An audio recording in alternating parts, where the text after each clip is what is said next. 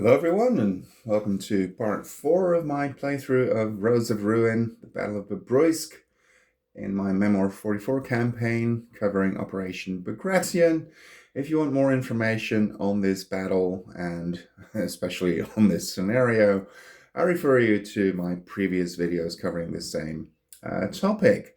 For now, let's just dive right in, and it's the Russians who are to take their next turn. The preliminary score, by the way, is 13-13. So it's been a very close fight. And 17 victory medals is the victory condition. So let's see who can actually get there first. Now, their finest hour is a card the Russians have, but perhaps, funnily enough, it's one that they should be a bit reluctant to use. Why is that? Well, you have to reshuffle the deck and form a new draw pile. That also means that potentially, and not only potentially, because some of them have already been played, that more Recon 1 cards will become available again. And as I've explained several times, the Germans can play a Recon 1 card in a different way, which actually allows them to draw to get a victory medal, which symbolizes the fact that the Russians have been held up more than they were historically, so that they've been successfully slowing them down. So that's the reason why perhaps their finest hour, even though of course it's a great card, is something that the Russians might at times be a bit hesitant to use. But what are they going to do? 4 infantry units might be something, but I actually do want to get these tanks out of harm's way. They made a really stupid move at the end of my last video. My latest video, I should say. Perhaps all units on this side is not a bad idea for the Russians. So that's what we're going to do. All units on the left.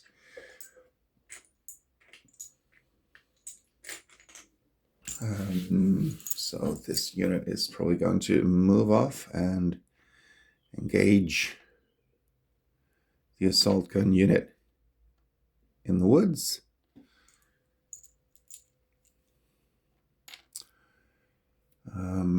This unit doesn't really want to be where it is at the moment. Maybe I should move it here.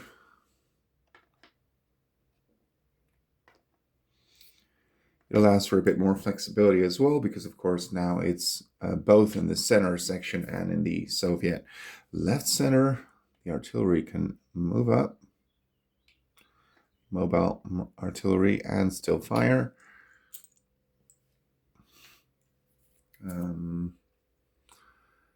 The cavalry is going to move forward and has to stop upon entering the marsh hex.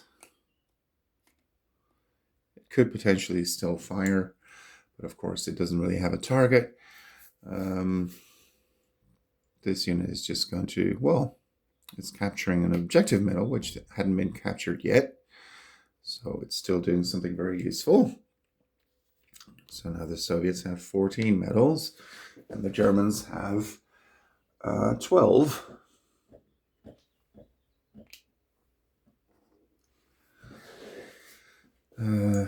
This one can't fire, obviously, but it did its job.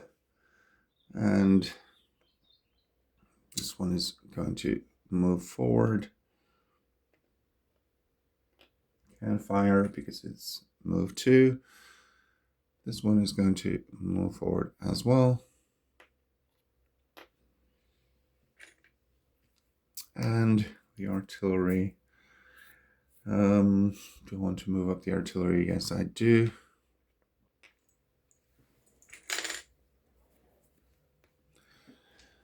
Okay, so let's start rolling.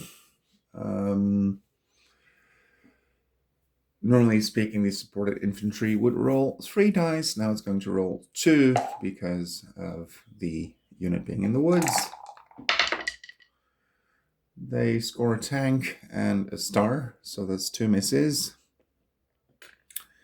The mobile artillery is going to fire at that one as well with 3 dice. 3 tanks. Well, that would have been a great shot had they been targeting tanks. And this tank unit is going to fire at that one with 1 die. That is 1 hit. But for a card that allowed for the activation of all units on the flank, they really haven't been doing too well. This one could fire, but everything is too far away. Well, at least they captured another objective medal. And the new card for the Russians is going to be an armored assault. Now for the Germans, what can they do? That might be something. I'm thinking of using a behind enemy lines card. This is also an option to fire with 4 dice at that unit. No, it would be 3 because it's going to be reduced by the... Yeah, I think I'll do that. So an armored assault. It's the only armored unit they have left, but then at least they're doing something useful. So 3 dice would be 4, because normally speaking, armored assault gives you 1 additional die in close combat, but that one is being negated again by the obstacle, tank obstacle. We score 1 infantry and 2 flags. So retreating through the minefield doesn't make it go off, so it ends up here. And the tank cannot do an overrun because of the obstacle there. So the Germans were kind of hoping to eliminate that unit, but unfortunately they failed to do so. And the Germans draw a replacement card, which is Barrage, which is a great one for them because they can really reach out. And if they target an appropriate unit, reach out across the board, and if they target an appropriate unit, that might be able to give them a medal, and they still have a recon card in possession as well, which they can always use to exchange for a victory medal as well. So back to the Russians.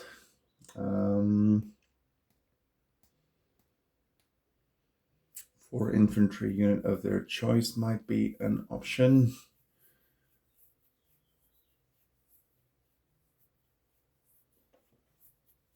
Yeah, I think I'll do that. Move out 4 infantry units of your choice. This is going to be the first one, the supported infantry. This supported infantry, well, yes, I'm going to move that one as well. 2 on the road, and it can still fire.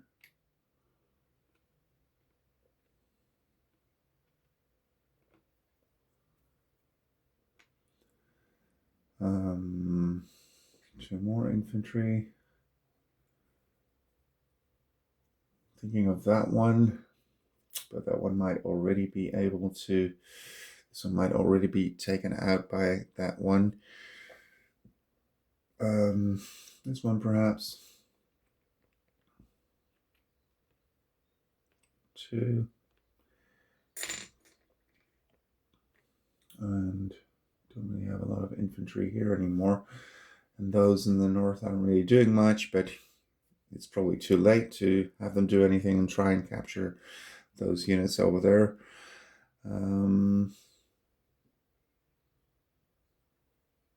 I think I'll, just in case this one misses, then I'll still have this one to try.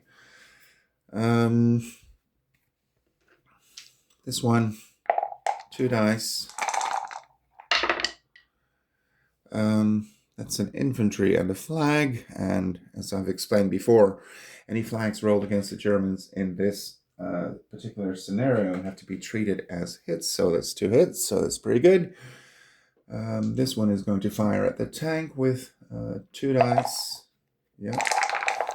For supported infantry, it's 3, 3, 2. So, well, yeah, this one can because of the woods, but just that's the range. So 3, 3, but -1 for the woods because it's an infantry unit. So 2 dice.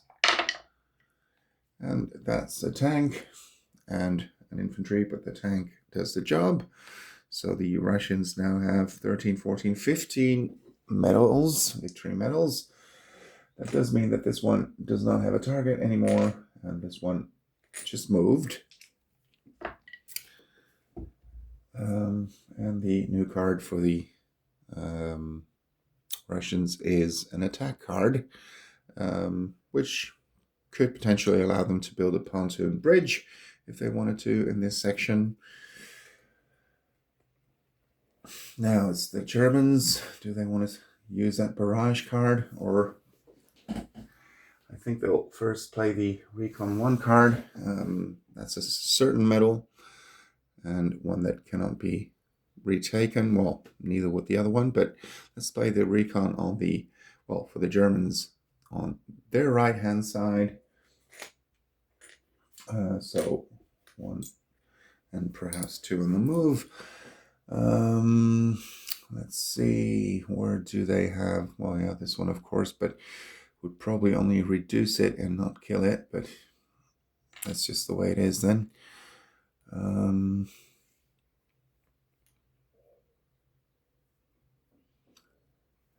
on the move. Yeah, the Germans really don't have all that many units left.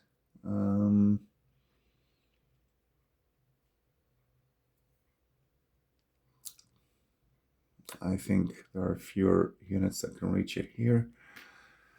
There we go. This one probably wants to move up, but it will open itself up for an air attack, of course. Well, you have to take some chances as the Germans. Moves into the woods and it can't move anymore. This one fires with 3 dice. That's an infantry, a grenade, and a flag. And the supported infantry is being forced back into the village. Now the Germans take just 1 replacement card, which is counterattack, and they get a victory medal, which I always did out with battle stars for the Recon 1 card that they've just played, and the Germans are back to 13 medals, but the Russians have 13, 14, 15, so they only need 2 more. They could move in here, and it does look like a sudden death win is not going to work anymore. Could I still try? I mean, the Russians do have some leeway because the Germans are trailing behind a few victory points. Well, let's just try if I can still do something that looks like, well, try to pull off a sudden death win. Let's play an armored assault, perhaps. Yeah, let's do that, because that will allow me to move 4 armored units. This is going to be number 1, 1, 2, 3. And it rolls an extra die because it's in close assault. This one, 1, 2, 3. And it cannot move an additional one because then it has to stay on the road, and this one is a bit in the way, but it is getting close to the exit hexes now. Potentially it would be able to fire, but it doesn't have a target. 1, 2, 3, 4. This one.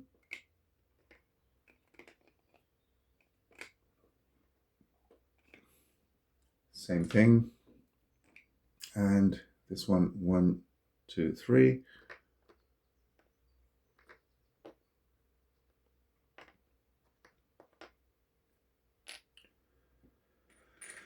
So neither one of these can actually fire, but this one can, and they are getting close to the exit hex now, so who knows, maybe they'll be able to pull off a sudden death win. Of course, this cavalry could move in here as well and take another one, and then they would only need 1 more medal, but that sudden death would give them all victory medals, objective medals, even if they don't control them, symbolizing a complete German collapse of the supply system. So if that is something they can pull off, that's something they would definitely want to try. So 2 dice here, and that's an infantry and a grenade, so that's both of them. So now they do have 13, 14, 15, 16, so they only need one more. And this one is making it's taking ground, not an overrun, because it's entering woods, of course, which doesn't allow for that. 1, 2, 3, 4, 5, 6. Yeah, new card for the Russians, which is an attack in the center. The Germans are going to play a barrage card, hoping to at least kill another Russian unit. Which one are they going to target? I suppose this one, that's the surest one. Although if they do target a tank and kill it, then it won't exit, and yeah, then at least a 7 death condition will be, will not be happening. But let's go for a certain victory medal, or at least as good as certain. 4 dice. Yeah, there's 3 tanks, but 1 grenade, and the grenade does the trick. So that's another victory medal for the Germans, and they have 14 now. They draw a new card, and that's a probe in the center. 2 units on the move, and 2 in the center. Back to the Russians. Well, they need only 1 more medal. Can they still pull off a sudden death win? That's going to be difficult, especially because some things are in the way. 3 in the center. Could try. I could still try. 3 in the center and 1 on the move. So this is going to be the on the move, 1, 2. So yeah, and does that give them a medal? Yes, it gives them a medal right away, actually, for exiting that 1 unit. And if they exit 4, then they have a sudden death. So just exiting this, well, in that case, I would not do that. I got confused with with my very own rule. In that case, I would play I wouldn't play a different card, but then at the very least, I would move in this cavalry unit and claim an objective medal instead. This would just be a victory medal unless you exit 4 tank units, not necessarily here, but anywhere between the village and the edge of the board. And that would be a sudden death win, but it's not like this one doesn't count as an exited unit. But yeah, it does give them another victory medal, another objective medal, sorry. And that brings them up to 17 medals. Let me just make sure that it's really 17, 13, 14, 15, 16, 17. Yes, and they have 1, 2, 3, 4, 5, 6 objective medals. Off the top of my head, that amounts to more or less no bonuses, no penalties. 6 and 7, I believe, is what they're supposed to be able to obtain when it comes to objective medals. And the more they have, then they will get actually bonus points if the Germans can keep them below 6. But again, that's off the top of my head. It might be 5, but more or less that's how the objective medals work based on the scenario. But of course, in the end, you make a final calculation based on everything. So it's not actually given per scenario. That's how I've been playtesting it. But at the end of the day, you simply have the total number of objective medals, and that's when you, based on that, you get either bonus points or penalties. And in this case, for this particular scenario, but of course it's confidential information because the other side wouldn't know that per scenario. This is only for playtesting again. That would be 0 or at the most 1 or -1. But 6 or 7, I believe, was a 0 result for the Russians, as they're expected to attain that result. And the Germans, of course, lose another victory medal. So they have 13 and the Russians have 17. And the Germans still have 5 objective medals. And, well, they also scored 3 Recon 1 medals, but that doesn't give them anything extra. Well, I hope this series of videos have given you an idea of how these scenarios play. Of course, not all of them are the same. The next one is going to be the Minsk sudden pincer. I did give it another name, which eludes me at the moment, but I've started working on that one as well. That's the one I'm going to set up later. Don't know if I'll do a full playthrough again. I mean, this was just supposed to be some kind of teaser for when the campaign is actually released, but I will give you some updates on how the playtesting is going. Yeah, so all in all, I hope you've enjoyed, and thank you for watching.